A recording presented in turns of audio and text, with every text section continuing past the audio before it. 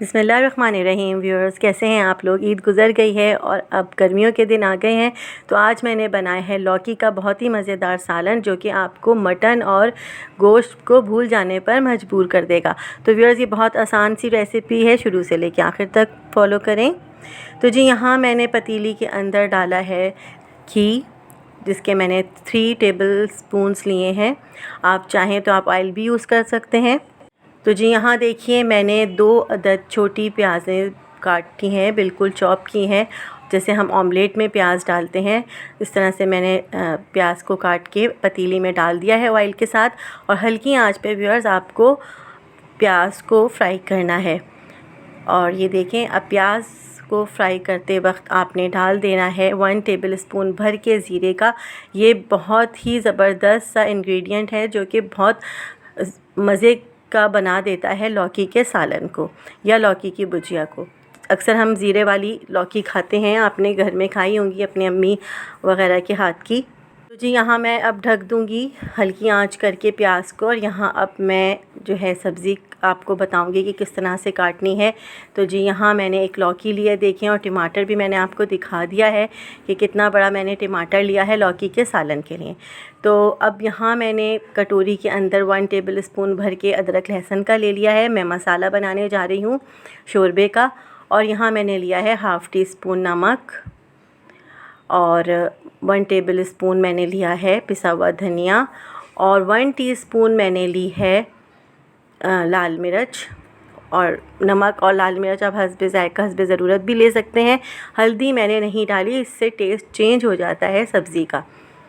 तो जी, यहाँ मैंने पानी डाल दिया है और भिगो कर रख दिया है मसाले को। इससे एक बहुत अच्छा सा फ्लेवर आता है भिगोने से मसाले का। तो ये देखिए, मैंने टमाटर किस तरह से काटे हैं। आपको स्क्वायर में टमाटर काटने हैं इस तरह से। इससे ये होता है कि टमाटर जल्दी गल जाते हैं और एक अच्छा सा पेस्ट बन जाता है शोरबे के लिए, जो कि शोरबे को गाढ़ा करता है और एक बहुत ही खूबसूरत कलर देता है। तो जी, यहाँ देखें, मैंने लौकी को छीलना शुरू कर दिया है। मैं आपको बताऊँगी कि आपको लौकी के किस तरह से कतले काटने हैं, क्योंकि हम बना रहे हैं लौकी का शोरबा। लौकी की भुजिया के लिए अलग तरीके से लौकी कटती है और शोरबे के लिए अलग तरीके से कटती है। तो देखें, बिल्कुल आपको इस तरह से इतनी मोटे मोटे आपको कर देने हैं लौकी के कतले, जो कि बहुत ही मज़ेदार सा एक लुक देंगे शोरबे के अंदर और बहुत ही मज़ेदार सा शोरबा बनने में मदद देंगे। तो जी, यहाँ हल्की मैंने प्याज करके रखी हुई थी, और हल्की प्याज जो है हल्की आंच पे जो मैंने प्याज फ्राई की है, उससे ये होगा कि ये बहुत जल्द गल जाएगी। अब मैंने इसके अंदर डाल दिया है जी मसाला। मसाले के साथ भी मैं ये देखें थोड़ा सा पानी डाल रही हूँ, और 3 से 4 मिनट के लिए आपको हल्की आंच पर मसाले को पकाना है, ताकि प्याज अच्छे से गल जाए, मैश हो जाए और शोरबा बनने में मसाला मदद दे।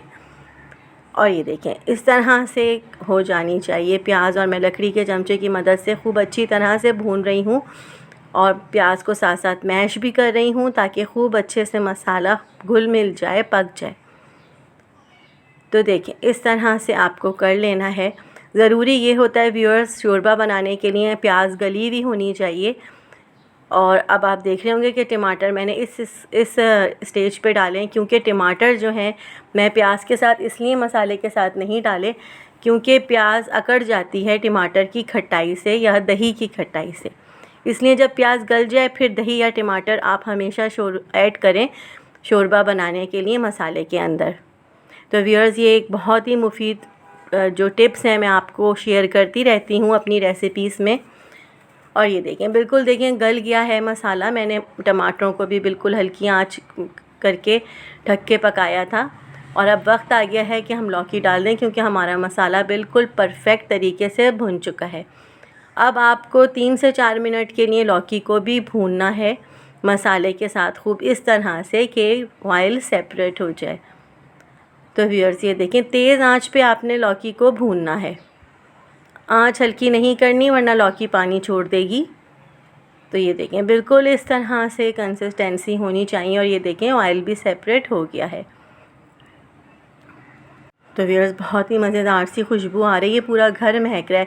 अब आप यकीन करें, मैंने इसके अंदर गोश्त नहीं डाला, आप देख रहे होंगे, लेकिन आप यकीन करें कि बहुत ही अच्छी खुशबू आ रही है। आधा मग मैंने पानी का डाला है, और आप इस तरह से खूब अच्छे से चमचा चला के शोरबा और लौकी मिक्स करें और लगा हुआ मसाला पतीली पे से चमचे की मदद से छुड़ाएं।